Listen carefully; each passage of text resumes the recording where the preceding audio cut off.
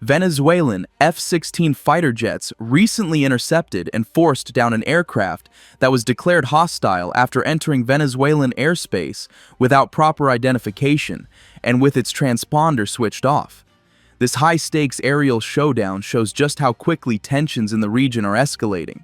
But what exactly happened, and why is it so significant? Venezuelan military commanders say their jets moved to intercept the unidentified aircraft precisely because it failed to broadcast its identity or flight plan, a huge violation of international norms for safe air travel.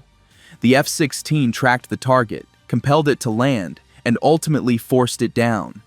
No exact location details have been officially released, but the incident has raised questions about airspace security and regional stability like never before. So, who was on that plane, and what was its mission? Right now, authorities are still investigating. Meanwhile, this action has caught global attention, especially as other military forces are positioning assets near Venezuela. While the aerial incident was unfolding, something equally important was happening at sea. Multiple U.S. Navy vessels, including the Iwo Jima and San Antonio, have begun maneuvering in waters not far from Venezuela. These are not routine coastal patrols. These ships belong to a major amphibious ready group, a formation designed specifically to project power onto shorelines, conduct complex operations, and serve as a rapid response force for crises. This sudden maritime presence has raised questions. Why now? Why here? Is this a sign of escalating diplomatic pressure, or simply training exercises coinciding with a period of tension? Naval analysts note that amphibious groups rarely operate in sensitive regions without a clear strategic purpose. Their mobility makes them ideal for signaling intent, but also for acting with little warning. And while officials have not made any provocative statements, the timing of these movements, so close to an airspace violation and regional uncertainty, is enough to make many observers wonder whether a larger posture shift is underway. Are these ships a message, or the beginning of real contingency planning? To understand the scale of what is unfolding, we need to look closely at the ships involved.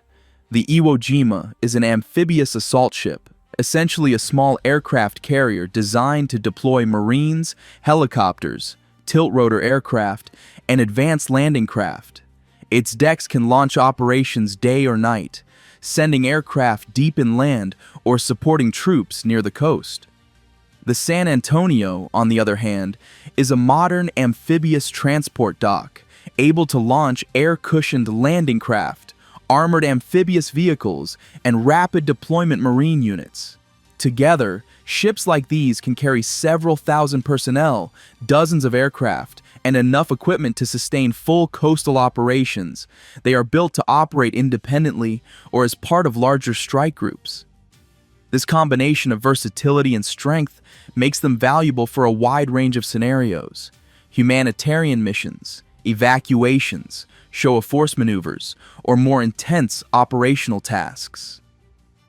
So what does their presence imply? It suggests that the United States is ensuring it has flexible options that can be activated quickly if needed, and that alone introduces a layer of uncertainty that is now shaping the strategic environment around Venezuela. Adding to the tension is one of the most powerful symbols of American military reach, the Gerald R, the newest and most advanced aircraft carrier in the U.S. Navy.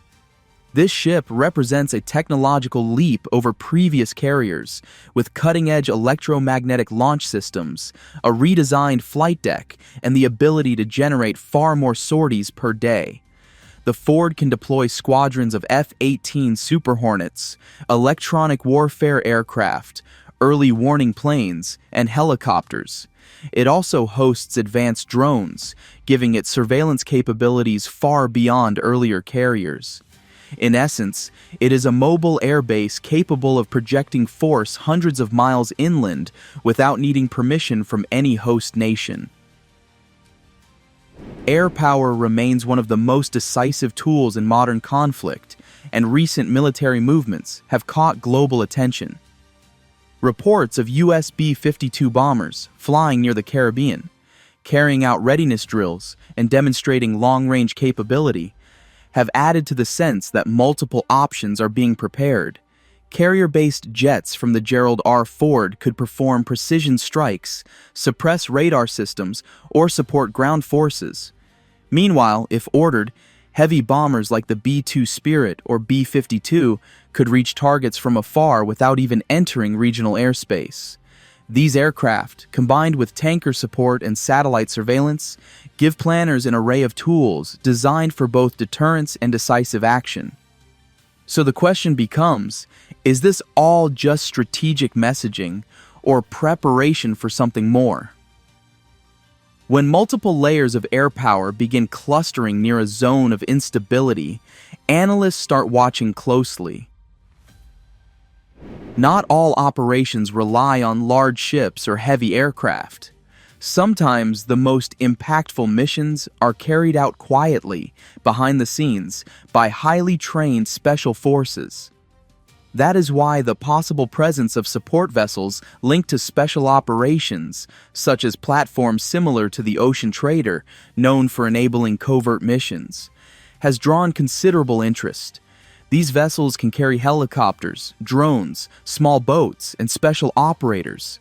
They are designed to blend into civilian maritime traffic while supporting high-complexity missions.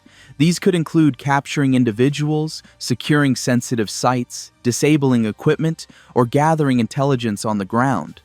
If such assets are indeed positioning themselves near the region, it raises the possibility that planners are considering surgical options. Missions intended to achieve very specific goals without widespread confrontation. And historically, such operations often unfold without any prior warning. We are now witnessing a rare moment in which multiple layers of military power, air, sea, and covert forces are converging around the same region at the same time. From Venezuelan F-16 intercepting a mysterious aircraft to U.S. amphibious ships, special operations support vessels, and aircraft carriers maneuvering nearby, the situation is evolving rapidly. Is this all simply deterrence? Or are these preparations for contingencies that the public has not yet been told about? The skies are tense, the seas are active, and the world is watching to see what happens next.